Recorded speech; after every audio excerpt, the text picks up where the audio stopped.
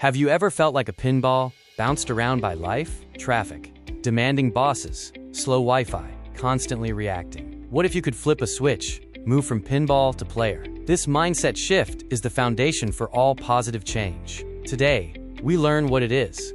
Welcome to Smarty Bytes Cafe, your spot for bite-sized wisdom that fuels a better life. We're so glad you're here for the first step of our journey together. Over the next few videos, we're building a life that's not just successful, but deeply fulfilling. And we're starting with the most important habit of all. From one of the most influential books ever written, Stephen Covey's The 7 Habits of Highly Effective People. The very first habit is, be proactive.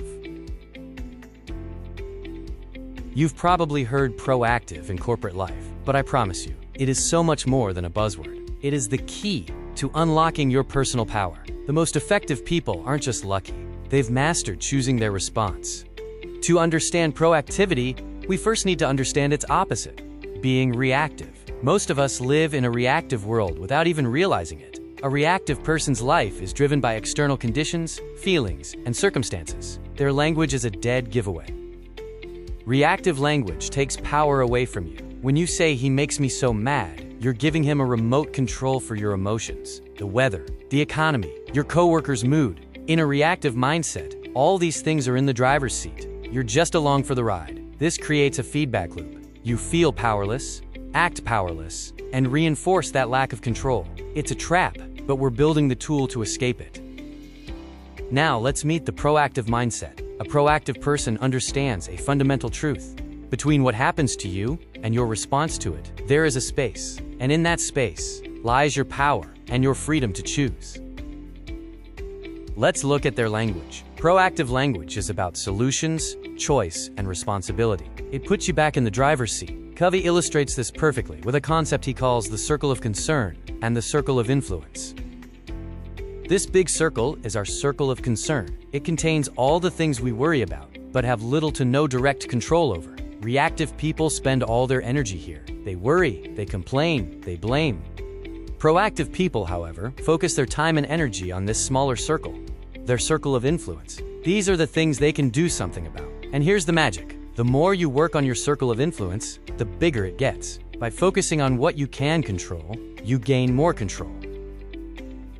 Being proactive is about more than just thoughts. It's about taking initiative. It means acting rather than being acted upon. It means seeking out opportunities and solutions instead of waiting for them to appear. The core of proactivity is the recognition that between any stimulus and your response, there is a choice. That choice is your greatest power. You get to decide how you react to challenges, setbacks, and even successes.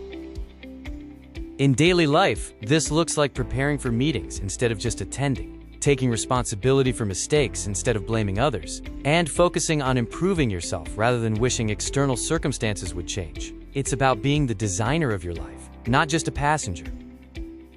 Okay, this all sounds great in theory, but how do we start living this way? I have 2 simple challenges for you this week.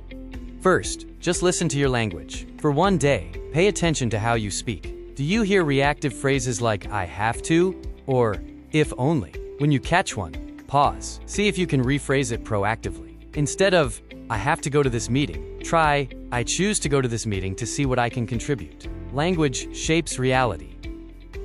Second, identify one problem or frustration in your life right now. Then ask yourself, is this in my circle of concern or my circle of influence? If it's in your circle of concern, like a change in company policy, ask a different question. What is one proactive step I can take within my influence to respond to this? Maybe you can't change the policy, but you can learn a new skill to make yourself more valuable. You can control your attitude in meetings about it. Focus on that one step. Being proactive is not about blaming yourself for bad things that happen. Life is hard, and some things are genuinely outside of our control. It's about recognizing that your true power doesn't come from controlling events. It comes from controlling your response to them. You are the one holding the flippers. You get to choose the direction of your life, one choice at a time. By embracing proactivity, you move from merely surviving to actively designing your life. You become the architect of your future, creating positive change not just for yourself, but influencing those around you. This is the foundation, and if you're ready, being proactive is about choosing your response, focusing your energy on what you can control, and shaping your reality through your language and actions. It's the ultimate personal power.